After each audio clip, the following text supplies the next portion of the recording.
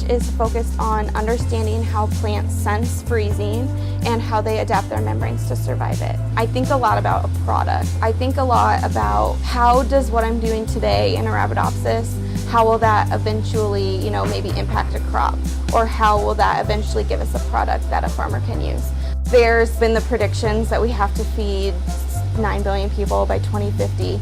And so I think if we understand freezing research, we can potentially plant our crops a little bit earlier or have them better prepared for, like, if we plant early and have a late season frost, that would be really helpful.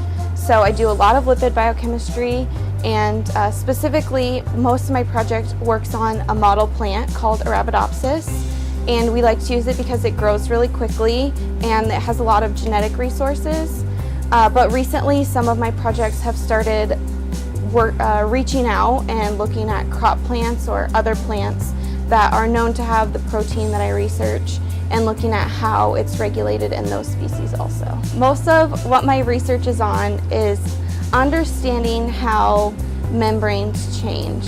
So membranes, specifically what we focus on the chloroplast a lot, right? So the chloroplast is really important for photosynthesis and for powering the plant. Membranes are sort of what keep cells together and keep certain compartments separated. And membranes are made up of proteins and lipids. Lipids are made up of a head group and 2 fatty acid tails. We focus on how those lipids change in response to freezing, and we want to try to understand it so that we can maybe take advantage of some of these mechanisms that plants already use to help work on engineering plants that are less cold or less freezing tolerant, or make it so that plants can respond more quickly so that we can sort of fight off some of the damage that happens during freezing.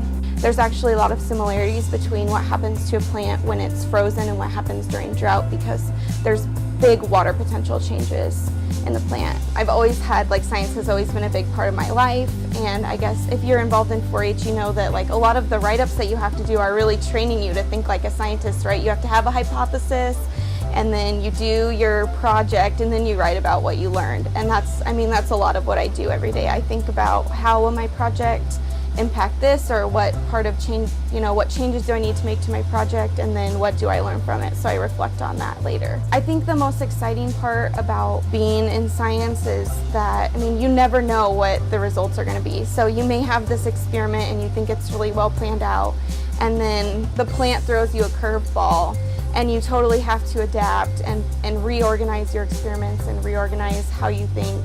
And so it's a challenge every day, and that's what I think I like the most about it.